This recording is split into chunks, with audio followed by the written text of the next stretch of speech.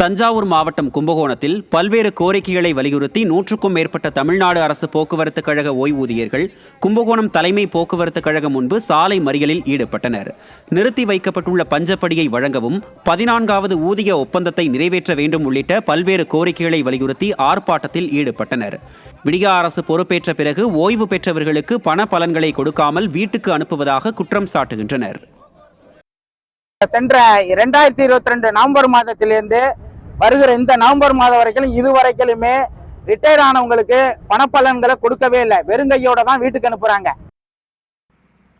சிவகங்கை மாவட்டம் நகர் பகுதியில் கழிவுநீர் கால்வாய்களை உடைத்து கழிவுகளை சாலையில் கொட்டியுள்ளதால் வணிகர்கள் மற்றும் பொதுமக்கள் கடும் அவதியடைந்துள்ளனர். சிவகங்கை நகர் பகுதியில் சாக்கடைகளை தூர்வாரும் பணிகளை விடியா திமுகவின் நகராட்சி நிர்வாகம் மேற்கொண்டு வருகிறது. இந்நிலையில் சிவகங்கை காந்தி வீதி பகுதியில் எந்தவித முன்னறிவிப்பும் இன்றி கழிவுநீர் கால்வாயின் ஸ்லாப்புகளை உடைத்து சாக்கடை கழிவுகளையும் கற்களையும் நடு ரோட்டில் நகராட்சி நிர்வாகம் கொட்டியுள்ளது. இதனால் வணிகர்கள் தங்களது கடைகளை திறக்க முடியாமல் மூடியுள்ளதால் வணிகர்கள் கடும் பாதிப்படைந்து வருகின்றனர். மேலும் சாக்கடை கழிவுகளை அகற்றாமல் அங்கேயே கொட்டியுள்ளதால் அப்பகுதியில் கடும் துர்நாற்றம் வீசுகிறது. விடியா திமுக ஆட்சியில் நகராட்சி நிர்வாகம் அலட்சியத்துடன் செயல்படுவதாக பொதுமக்கள் குற்றம் சாட்டியுள்ளனர்.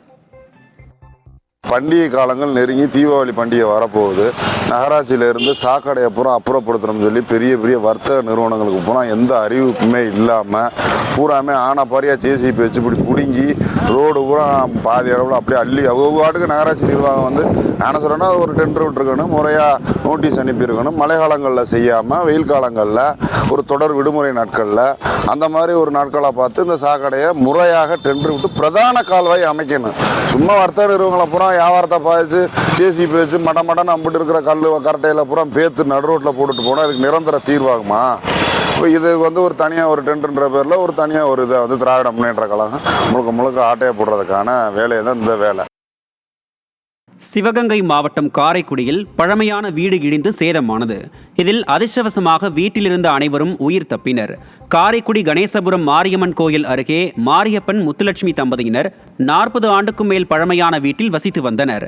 இந்த நிலையில் வீட்டில் உள்ள விரிசல்களை சரி செய்வதற்கான வேலை நடைபெற்ற போது வீட்டின் முன்பக்க பகுதி இடிந்து விழவே உள்ளே இருந்த மாரியப்பன் குடும்பத்தினர் 7 பேரும் சுதாரித்துக் கொண்டு அங்கிருந்து வெளியேறினர். இதைத் தொடர்ந்து வீட்டின் முன்பக்கம் முழுவதும் இடிந்து தரைமட்டமானது. இதில் உள்ளே இருந்த அனைத்து பொருட்களும் முற்றிலும் சேதமானது.